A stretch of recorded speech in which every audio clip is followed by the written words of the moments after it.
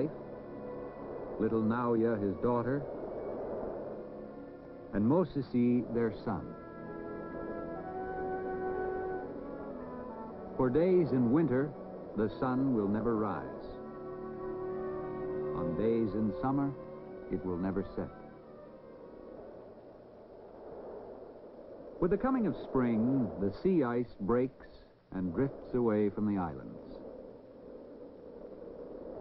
This is the time of the year when the Eskimos move from their winter camps to spring hunting grounds. Iqaluit and his family load all of their belongings on the sled, called a chromatic, for the journey to distant bays in the east where they hope there will be better hunting.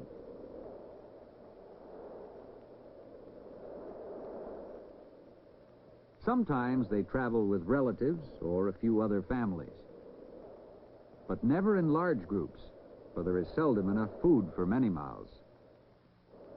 Seal provides nourishment for the family and the dogs who will pull the heavy loads. Part wolf, part dog. Strong, vicious. These are no pets. But without them, the Eskimo could not manage, for there is no other way to travel. Mosisi's puppy is too young to run with the rest of the dogs, so he rides on the sled.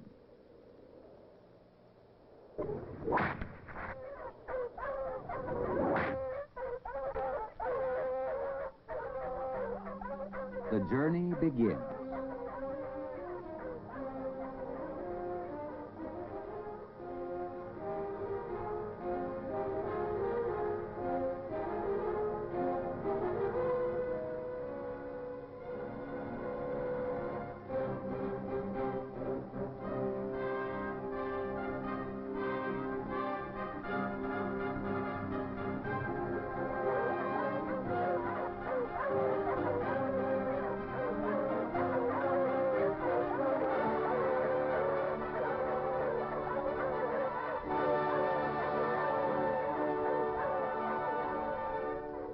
It is difficult to bring the sleds through the high ridges of ice which push up from the sea near the shore.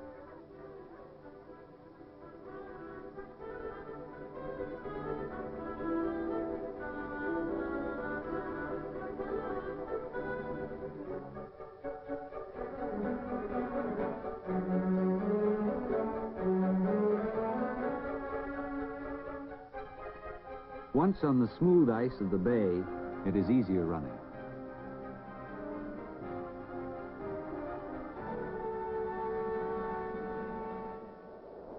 Sea ice can be treacherous this time of the year. Iqaluit tests it with his harpoon, for he must know that it is solid and safe and will not break under the load of the sleds. The dogs must rest along the way. And when the family is hungry, a stop is made to eat.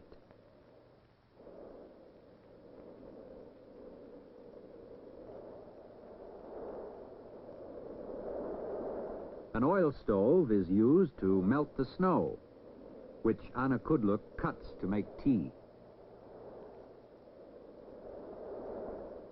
Nearly everyone drinks tea in the Arctic. It helps keep one warm, they say.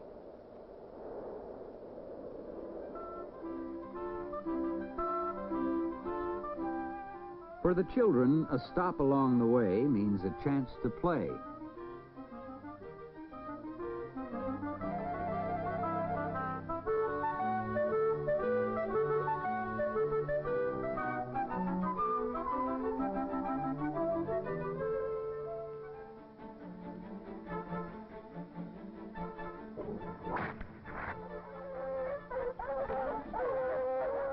All too soon, the chromatics are underway again.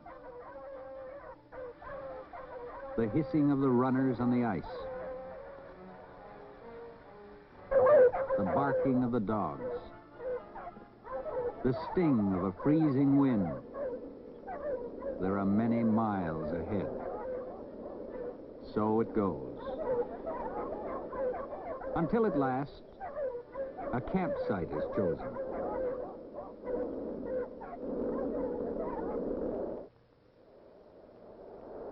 The sleds are unloaded, and it feels good to be on bare, dry land again.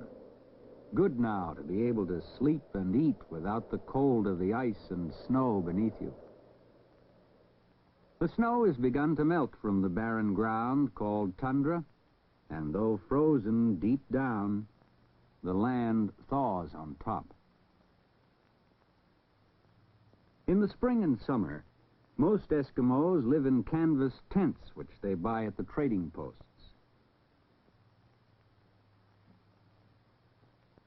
These are the summer igloos. Igloo is an Eskimo word meaning home.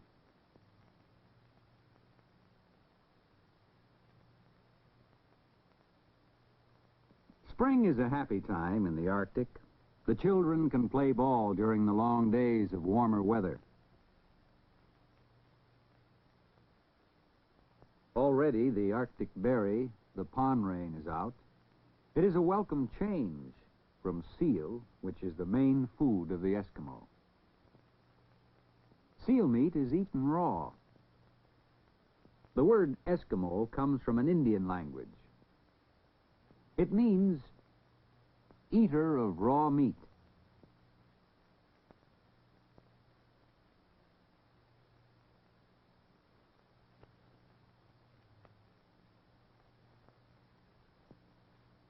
Besides seal, the Eskimos eat bannock, which is a kind of hard bread cooked over the oil stove.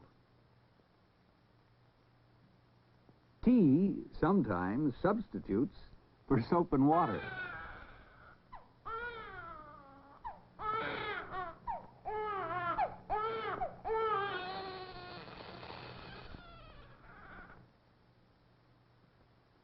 After the evening meal, families gather together on the warm caribou skins in the tent and enjoy stories of great hunts and great hunters.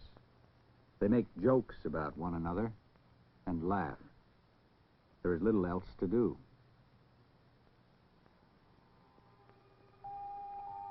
Iqaluit worries, too, about many things. The weather. Will it stay fine? Netcheck the seal. Will he show himself through the ice? There is little meat left.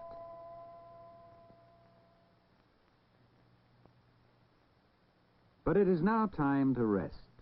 For tonight, it is good to be warm. Tomorrow, there will be work for all.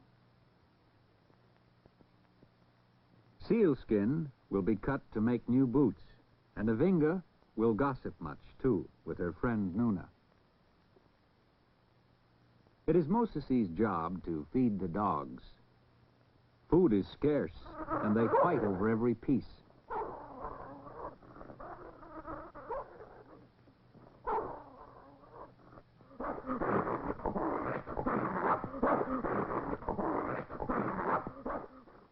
There are lessons to be learned, too. Moses must know how to use and care for a rifle.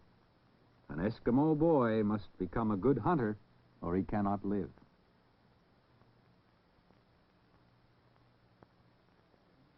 The heavy parkas made from caribou skins will protect them from the cold of the sea ice during the many days of hunting which lie ahead. The fur of the inner parka is turned toward the body, and the other to the outside. This provides the greatest warmth, for even though spring has come, it can still be very cold in the Arctic as they search for food.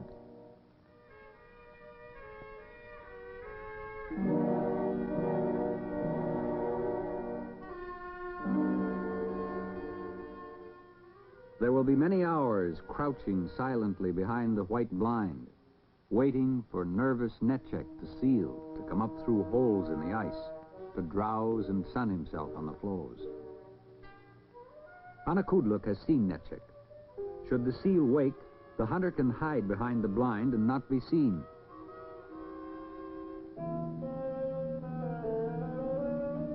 Silently, he moves closer for a better shot.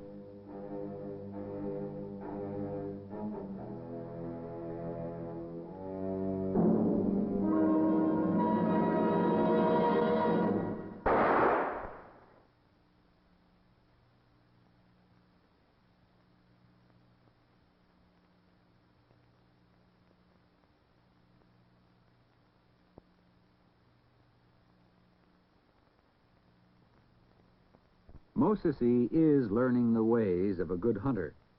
But there are other things to learn, too. There are fish to be had for those who know how to get them. A hole is chopped in the ice, and the fish is speared as it swims by. Sometimes jigging is better. A strip of bright cloth is tied to the hook and then jiggled to attract the fish. Iqaluit sets several traps to catch Tiriginiac, the white fox, whose fur he will trade. The bait is placed near the trap and covered with snow. More snow is cut to cover the trap.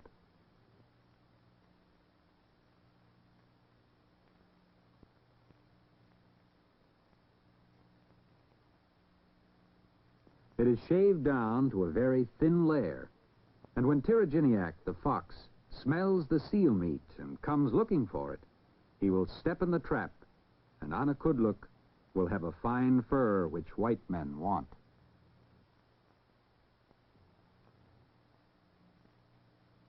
Not far from the spring camping grounds is the familiar red and white Hudson Bay post, to which the family comes to trade. These visits to the post are the best times of the year. The trader is an old friend and speaks the Eskimo language. These are fine pelts, Iqaluit. They'll bring you a good price.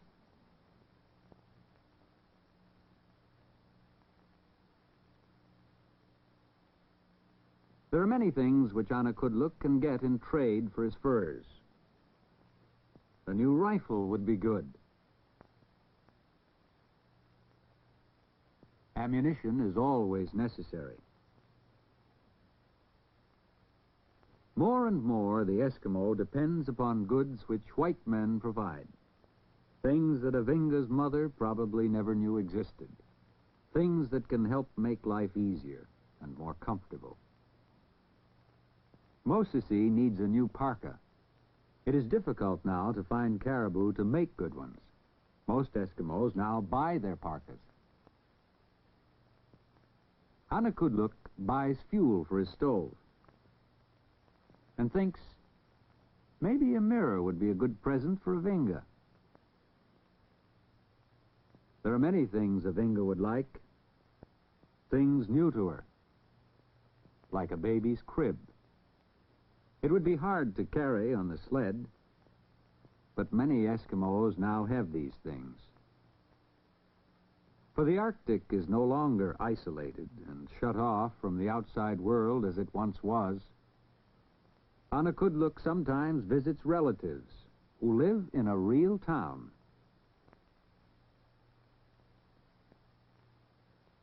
Eskimos who live in regular houses have regular jobs, washing machines, and even refrigerators.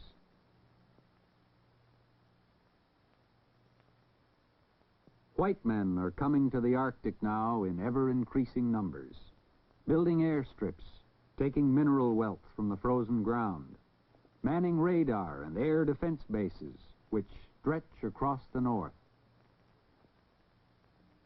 There are jobs for Eskimos who learn very quickly about such things as repairing engines and building houses. Iqaluit's brother works as a carpenter, and his children go to a modern school. Here they learn about the outside world, which the Eskimo knew so little of until only a few years ago.